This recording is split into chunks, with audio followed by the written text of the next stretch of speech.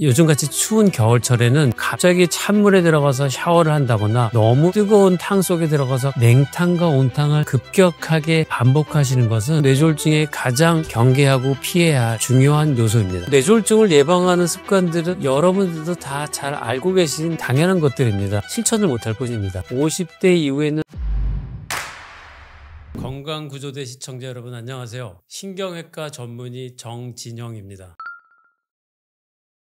저희처럼 뇌혈관 응급 환자들을 많이 보는 의사들은 겨울철이 오면 응급 환자들이 많이 오겠구나 하고 대비를 하게 돼요. 특히 한창 추운 1, 2월 한겨울보다 11월에서 12월로 넘어가는 계절이 바뀌는 이런 간절기에 더 많은 응급 환자들이 경험적으로 보면 오시는 것 같아요. 그 이유는 찬 공기가 혈관을 수축시키기 때문입니다. 특히 우리나라는 계절별로 온도차가 굉장히 심해졌죠. 지구온난화 때문에 여러분들 그런 말씀 많이 하시잖아요. 여름에서 바로 겨울로 넘어간다. 즉 봄과 가을이 없어진 것 같다. 그런 말씀들 많이 하시고 실제로 이번 여름만 해도 너무나 더운 여름이었는데 어느 순간 갑자기 추워지는 계절이 오게 되죠. 점점점 봄이나 가을이 짧아지는 것 같아요. 즉 계절의 변화, 온도의 변화가 급속해진다는 얘기인데요. 특히 우리나라는 아침하고 오후에 낮의 일교차도 굉장히 심한 나라죠. 이렇게 심한 온도의 차이가 뇌혈관에는 어떤 영향을 미칠까요? 우리 몸에는 자율신경이라는 게 있습니다. 그래서 밖에 온도가 차가워지면 내 몸의 체온을 지키기 위해서 혈관은 수축을 하게 돼요. 반대로 온도가 더워지면 내 몸의 열을 밖으로 발산하기 위해서 혈관은 확장하게 되죠. 우리가 막 운동을 하거나 뜨거운 사우나탕에 들어가면 얼굴이 벌게지죠. 그건 혈관이 확장됐다는 얘기입니다. 반대로 긴장을 하거나 추운데 오래 있으면 얼굴이 파랗게 질렸다 이런 말을 하죠. 우리가 긴장을 하거나 추운 공기에 노출이 되면 자율신경에서 체온을 지켜야겠다 하고 혈관을 수축하게 됩니다. 그런데 이때 혈관이 수축되게 되면 혈압이 올라가게 됩니다. 뇌졸중의 가장 위험한 인자 중에 하나가 고혈압이거든요. 그래서 날씨가 추워지는 겨울철이 되면 뇌졸중 환자가 급증하게 되는 겁니다. 그래서 오늘 오전 진료 보는데 환자분이 한 분이 오셨어요. 환자분이 만으로 85세셨는데 굉장히 건강하신 분입니다. 근데 이분이 생활 패턴은요. 저녁 7시만 되면 주무시고 새벽 2시에 일어나신대요. 일어나서 일을 하시다가 새벽 5시가 되면 매일 등산을 가셔서 2시간 등산을 하고 딱 집에 오시면 7시라고 하시더라고요. 이 생활을 매일 하루도 빠짐없이 지금 이 겨울철에도 하시고 계신 것 같아요. 우리 몸에는 생체 시계란 게 있습니다. 여러분들 아침형 인간 이런 말들 하시잖아요. 어떤 분들은 유독 새벽잠이 없으시고 새벽에 일찍 깨시는 분들이 있으시죠. 어떤 분들은 유독 아침잠이 많으신 분들이 있어요. 이 환자분께서는 아주 극도로 예외적인 새벽형 인간이신 거죠. 어쨌든 그렇게 매일 등산을 하시고 운동을 하시니까 85세 신체 나이와는 어울리지 않게 굉장히 건강하신 몸을 유지하고 계셨는데요. 하지만 제가 환자분께도 말씀을 드렸습니다. 모닝 서지라고 해서 아침 시간대에 혈압이 가장 높습니다. 즉 우리가 잠에서 깨어났을 때 우리 몸도 시작을 하는 거예요. 그 시간에 혈압이 가장 높게 올라가게 되어 있습니다. 그러면 요즘같이 추운 겨울철에 안 그래도 자동적인 우리 생체 시계 때문에 아침 새벽녘에 혈압이 높아지는데 추운 날씨에 따뜻한 집에서 있다가 갑자기 찬바람을 맞고 나가시면 추위를 느끼면서 혈압이 더 급격히 올라갈 수가 있어요. 뇌졸중 위험성이 높아질 수가 있습니다. 그래서 제가 오늘 그 환자분께도 아침에 운동하시는 거는 굉장히 좋으시지만 요즘같이 쌀쌀하게 추워지는 날씨에는 반드시 꽁꽁 싸매시고 천천히 나가셔야 됩니다 라고 말씀을 드렸어요. 즉 요즘같이 추운 겨울철에는 새벽 운동을 하시는 것 조심하셔야 됩니다. 뇌졸중의 위험성이 높아질 수 있기 때문이죠. 추운 겨울철이나 환절기 뇌졸중 환자가 더 많아진다고 말씀드렸는데요. 그 이유가 바로 혈관이 수축하고 다시 확장되고 늘어났다 줄었다 하는 혈관의 롤러코스터 때문에 발생할 수가 있습니다. 즉 겨울철에 갑자기 찬물에 들어가서 샤워를 한다거나 너무 뜨거운 탕 속에 들어가서 갑자기 냉탕과 온탕을 급격하게 반복하시는 것은 혈관의 탄력이 떨어지신 노년층의 경우에는 피하는 것이 낫습니다. 있습니다. 수년 전에 제가 아는 지인 한 분이 샤워를 하다가 갑자기 뇌졸중이 발생하셔서 매우 안 좋은 결과를 얻으신 분이 계셨습니다. 그분도 추운 겨울철에 갑자기 샤워를 하시다가 뇌졸중이 발생을 하셨는데요. 특히 이런 추운 겨울철에 샤워를 하거나 목욕을 하거나 하게 되면 씻기 위해서 또 몸을 벗게 되면 그 순간에 갑자기 순간적으로 추위에 노출이 되죠. 그리고 물을 틀었을 때 갑자기 찬물이 나오고 뜨거운 물이 나오면서 순간적으로 혈관이 수축하고 확장되는 것이 반복되게 됩니다. 이런 모든 것들 뇌졸중의 중요한 위험 요소이기 때문에요. 이런 한겨울철에는 천천히 서서히 몸의 온도를 높이고 낮추고 하는 것이 중요합니다.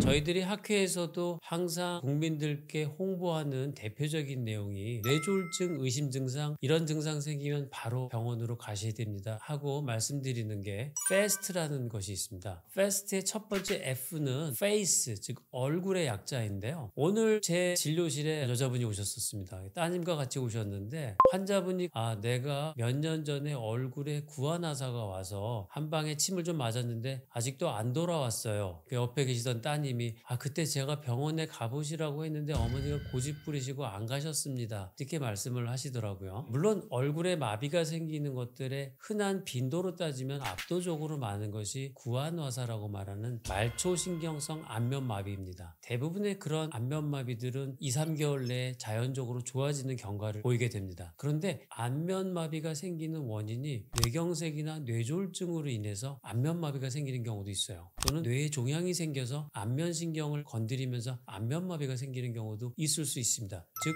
중추신경성 안면마비죠. 그래서 오늘 제게 오신 환자분이 MRI를 찍었습니다. 뇌의 숨골 쪽에 뇌경색이 지나간 흔적이 보이더라고요. 바로 그 환자분께서 구안화사라고 생각하셨던 그 안면마비는 뇌경색이 생겨서 발생했던 안면마비였습니다. 그래서 얼굴에 마비가 생기는 것이 뇌졸중의 중요한 사인일 수 있다는 것은 여러분이 기억을 하셔야 됩니다. 두 번째 FAST의 A는 arm인데요. 즉 우리가 팔이라고 말하는 암입니다. 그것도 한쪽 팔다리에 힘이 빠지는 증상이 생기면 굉장히 강력한 뇌졸중의 의심 증상이죠. 그런 증상이 생기면 반드시 병원을 찾으셔야 됩니다. 양쪽 다리가 똑같이 힘이 없어요 이렇게 말씀하시는 거하고 한쪽 팔다리에 힘이 빠진 거는 굉장히 다른 의미죠. 비록 그 증상이 금방 좋아졌다 하더라도 그 증상은 가벼이 넘기시면 안 되는 중요한 뇌졸중 사인이라고 할 수가 있습니다.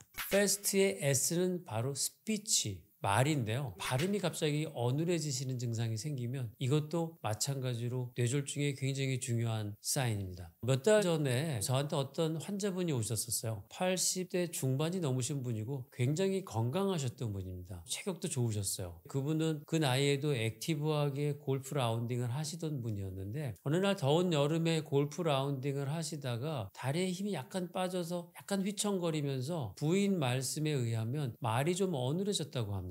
좀 그러시다가 다시 정상적으로 돌아오셨던 거죠. 제 진료실에 오셨는데 환자분께서는 화를 내시는 거예요. 나 지금 멀쩡한데 왜 환자를 만들어? 이러시면서 가족들한테 막 나무라시면서 제 진료실에서 옥신각신 하시는 거예요. 물론 굉장히 건강하시고 본인 건강에 대해서 자신하시는 것도 알지만 그 말씀하신 증상은 우리가 확인이 반드시 필요한 증상이니까 뇌 검사를 해보시는 게 좋겠습니다라고 말씀을 드리고 MRI 검사를 했는데 급성 뇌경색이셨고요. 바로 제가 약물 치료를 시작을 했죠. 다행히 그 이후로 후유증이 남거나 재발 증상이 없이 잘 유지되시고 계신 겁니다. 그래서 얼굴이 마비가 생기는 F, 팔다리 힘이 빠지는 A, 말이 어눌해지는 스피치 S 증상이 생기시면 마지막 T는 Time is Brain이라는 말이 있습니다. 시간이 금이다가 아니라 시간이 곧 뇌라는 뜻이죠. 뇌 건강에는 시간이 굉장히 중요하기 때문에 이런 증상이 생기시면 반드시 병원을 찾아서 검사를 하셔야 됩니다. 저희가 일반인들이 이해하시기 쉽게 미니 뇌졸중이라고도 말을 하는데요. 외국에서도 미니 스트로크이라는 단어도 실제로 사용을 합니다. 의학용어로는 일과성 허혈 증상이라고 얘기를 해요. 즉 잠시 지나가는 피가 부족한 증상이다. 말이 어눌해지거나 손발에 힘이 빠지는데 예를 들면 물컵을 들다가 갑자기 힘이 빠져서 물컵을 놓친다든지 핸드폰을 들려고 하다가 갑자기 핸드폰을 떨어뜨린다든지 수초나 수분 만에 다시 정상으로 돌아오는 거죠. 그러면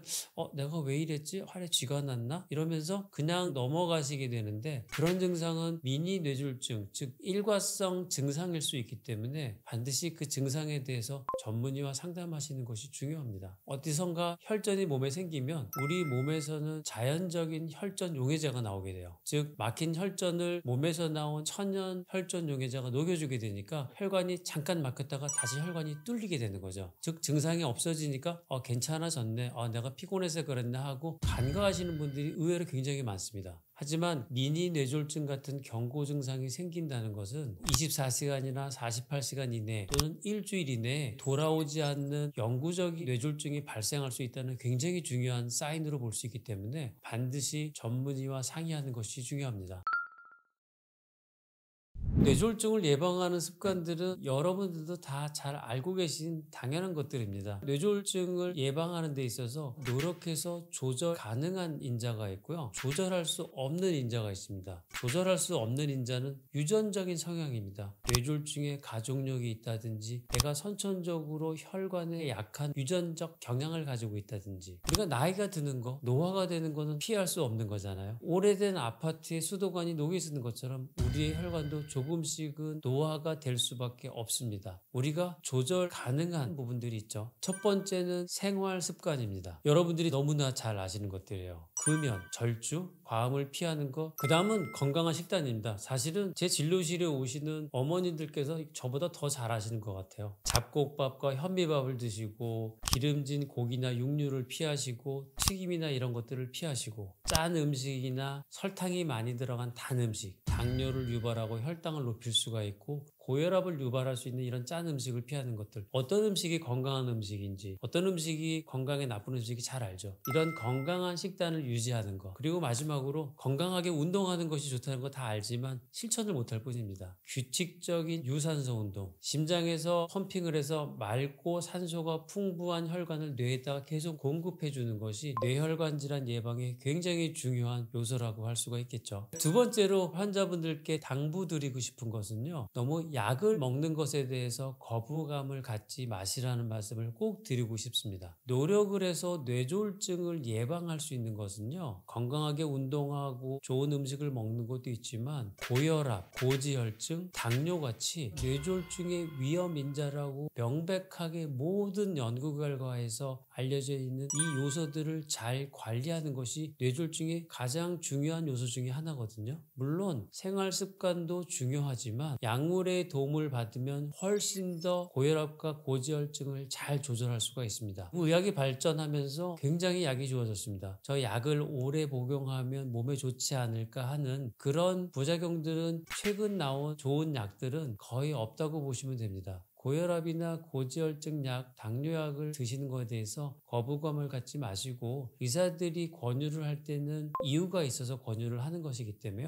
충실히 복용하시는 것을 저는 꼭 부탁드리고 싶습니다. 마지막 세 번째로 꼭 당부드리고 싶은 거는요. 우리나라는 전 세계 어느 나라보다 의료의 접근성이 가장 좋은 나라입니다. 전문의를 만나거나 하는 것이 그렇게 어렵지 않죠. 이렇게 좋은 의료 시스템을 갖고 있는 나라에서 병원과 의사들을 충분히 이용하십시오. 그래서 우리나라의 이런 풍부한 의료 인프라, K의료라고 할 수 있죠. 충분히 이용하셔서 뇌졸중 예방을 위한 검사들을 정기적으로 하시는 것을 마지막으로 당부드리고 싶습니다. 뇌졸중에 권장드리고 싶은 검사는 경동맥 초음파 검사와 뇌 MRI 검사입니다. 우선 경동맥이란 것은 우리 심장에서 뇌로 올라가는 혈관의 시작 부위라고 할 수가 있죠. 가장 굵은 혈관입니다. 뇌혈관의 시작 부위를 경동맥 초음파를 이용하면 CT처럼 방사선 노출도 없으면서 한 10분 이내로 간단하게 검사할 수 있어요. 즉 혈관의 동맥경화증이 얼마나 진행됐는지를 알 수가 있어요. 혈관벽이 얼마나 두꺼워졌는지, 혹시 혈관벽에 찌꺼기나 혈전은 없는지를 알 수가 있습니다. 그럼 이런 경동맥 초음파는 언제부터, 몇 살 때부터 하는 것이 좋을까요? 전혀 증상이 없는 일반인들을 기준으로 말씀을 드리면 50대 이후에는 한 번 정도는 해보시는 것을 권장드립니다. 만약 해서 이상이 없는 소견이 나오면 그 다음엔 2, 3년이나 3, 4년에 한 번 정도 정기적인 검진을 받으시면 될 거고요. 만약에 그 검사에서 이상 소견이 나오면 해마다 한 번씩 경동맥 초음파 검사를 받는 것을 권유를 드립니다. 그렇지만 위험군, 고혈압이나 고지혈증, 뇌졸중의 가족력이 있는 분들은 40세나 45세 이후에 한 번 정도 경동맥 초음파 검사를 하시는 것을 권유를 드리고요. 그 다음에 뇌 MRI 검사나 MRA 검사는 언제쯤 하는 것이 좋을까요? 뇌 MRI 검사도 50대 이후에는 반드시 한 번 정도는 해보시는 것을 권유를 드립니다. 그 이유는 뇌 자체의 이상도 봐야 되지만 뇌혈관에 기저질환이 없는지, 대표적으로 뇌혈관이 꽈리처럼 부풀어져 있는 뇌동맥류 같은 병은 인구의 한 3, 4%는 있을 정도로 비교적 흔한 질병이기 때문에 성인 이후 50세 이후에는 한 번 정도는 뇌 MRI 검사를 해보시는 것을 저는 권유를 드립니다. 우리가 노력해서 뇌졸중을 예방할 수 있는 가장 중요한 요소 중에 하나가 금연이죠. 흡연은 뇌졸중의 명백한 위험 요소라고 할 수가 있습니다. 담배를 피게 되면요, 담배 안에 들어있는 이 니코틴은 혈관을 수축시키고 혈압을 올리는 작용을 하게 돼요. 그리고 흡연을 하면서 생기는 일산화탄소가 산소 대신 혈액 속에 붙어서 혈관과 뇌의 산소 공급을 줄여주게 됩니다. 옛날에 연탄 중독 많았잖아요. 연탄 중독이라는 건 결국은 연탄이 타면서 생긴 일산화탄소가 우리 호흡기에 들어가서 혈액 속에 붙으면서 혈관의 뇌의 산소 공급을 막으면서 발생했던 병이거든요. 즉 우리가 담배를 피우신다는 것은 살짝 연탄 중독을 만드는 상황이라고 비유할 수도 있어요. 요즘에는 전자담배도 굉장히 많이들 피우십니다. 담배를 끊기가 힘드시니까 대체한다고 생각하시는 분들이 있는데요. 전자담배 역시 니코틴 성분은 동일하죠. 우리가 일반 연초 담배와 동일한 위험성을 가진다고 볼 수가 있습니다. 또한 담배 피우시는 분 옆에 있는 간접 흡연, 이것도 역시 문제인데요. 간접 흡연만 했을 경우도 비흡연자의 뇌졸중 위험성을 20-30% 증가시킨다는 연구 보고가 있어요. 즉 흡연은 본인뿐만 아니라 주변 사람, 가족들한테도 영향을 줄 수 있는 굉장히 피해야 되는 습관이라고 할 수가 있습니다. 다행인 것은 금연을 하고 나서 2년에서 5년 정도 지나게 되면 뇌졸중의 발생 위험성이 비흡연자와 비슷한 수준 정도로 낮아진다고도 하는 연구가 있기 때문에 모두 금연하시기 바랍니다. 당연히 우리의 스트레스도 뇌졸중의 원인이 될 수가 있죠. 스트레스를 받으면 교감신경이 흥분을 하게 되죠. 교감신경이라는 것은 싸우는 호르몬이에요. 외부에서 온 스트레스와 싸워서 이겨야 되기 때문에 몸의 반응이라는 것은 결국은 혈관을 수축시키고 심장을 두근두근 빨리 강하게 뛰게 합니다. 즉 혈압이 올라가게 되고, 이런 상황들이 계속 누적되고 반복되다 보면 결국 혈관에 스트레스를 주기 때문에 뇌졸중의 중요한 원인이 될 수 있다고 할 수 있죠. 저도 굉장히 오래됐지만 제가 젊었던 시절에 흡연을 했던 적이 있었는데요. 저도 비슷한 이유를 냈었습니다. 저희가 중환자를 많이 보고 수술을 하는데 신경외과 뇌혈관 수술이 고도의 정신 집중과 스트레스를 받는 수술이에요. 그 수술이 끝나게 되면 굉장히 긴장이 풀리면서 오늘도 이 힘든 수술을 무사히 마쳤구나 하는 안도감에 담배를 피우곤 했었습니다. 근데 저도 이제 한 20년 전에는 금연을 하게 됐는데요. 제가 받는 스트레스를 담배로 다 풀 수가 없는 것 같아요. 스트레스를 해소하는데 담배 연기를 훅 내뿜는 것이 그 순간에는 스트레스가 해소되는 것처럼 느끼실 수 있지만요. 몸에 흡수된 니코틴과 일산화탄소는 내 몸과 혈관에 엄청난 스트레스를 주게 됩니다. 이 스트레스가 누적되면 뇌졸중, 암 모든 병에 생길 수 있기 때문에 세상에서 100회 무익한 거 두 가지가 있죠. 담배하고 자외선입니다. 담배라는 것은 우리 몸속과 혈관에 엄청난 스트레스를 주는 일이기 때문에 반드시 피하셔야 됩니다. 그래서 그 받는 스트레스를 다른 긍정적인 쪽으로 풀자. 그게 이제 제가 생각했던 것이 어떤 운동이었습니다. 운동을 하거나 이러면서 근본적으로 스트레스가 풀리지, 흡연을 하거나 술을 마시는 음주를 해서 그 순간은 잠깐 있는 것 같지만 결국은 그 스트레스의 원인이 해결되지도 않고 몸만 더 점점 건강이 나빠지는 것을 느끼더라고요. 그래서 옛날에 흡연을 했던 경험자로서 모든 흡연자분들께 반드시 금연하실 것을 권유를 드립니다. 뇌졸중에 발생할 수 있는 원인은 다른 질병하고 흡사합니다. 본인이 갖고 있는 유전적인 기저, 가장 중요하죠. 하지만 우리의 많은 생활 습관에서 뇌졸중을 유발할 수 있는 요인들이 많기 때문에 우리가 노력해서 예방하거나 바꿀 수 있는 부분들이 많이 있다는 것이 또 뇌졸중의 특징입니다. 뇌혈관 질환이나 뇌졸중을 전문으로 보는 의사들께 많이 대화를 해보면 모든 의사들이 공통적으로 얘기하는 것이 뇌졸중에서 가장 중요한 거 하나만 들라고 한다면 고혈압을 꼽습니다. 예를 들면 94년이니까 벌써 30년도 더 된 일이죠. 성수대교가 붕괴되는 우리나라의 비극적인 사건이 있었어요. 어느 날 갑자기 출근하는 길에 다리가 무너져 버린 겁니다. 과연 그 성수대교 다리가 갑자기 무슨 폭격을 맞아서 무너졌을까요? 오랜 세월 동안 수많은 차량들이 다리를 지나면서 조금씩 균열이 생겼을 거예요. 그 균열이 누적되다가 어느 순간에 전혀 예고가 없이 통째로 무너져 버린 겁니다. 저는 뇌졸중도 유사한 점이 있다고 생각해요. 고혈압은 환자분들께서 대부분 증상이 없기 때문에 특히 우리나라 분들은 고혈압 약을 복용하는 거에 대해서 반감을 느끼시는 분들이 많이 있습니다. 근데 심장이 하루에 몇 번 정도 뛰시는지 아세요? 1분에 60번에서 80번 정도 심장이 뛰면 하루 24시간을 계산하면 하루에 10만 번 정도 혈압이 뛴다고 합니다. 그건 우리가 살아있는 동안은 계속해서 심장은 뛰게 되는 거죠. 그러면 이 심장이 펌핑하는 압력이 그대로 전달받는 것이 바로 뇌동맥 혈관벽입니다. 하루에 120의 혈압과 160의 혈압으로 계속 매일 하루에 10만 번씩 하루 이틀 일주일 1년 2년이 되면 혈관에 받는 스트레스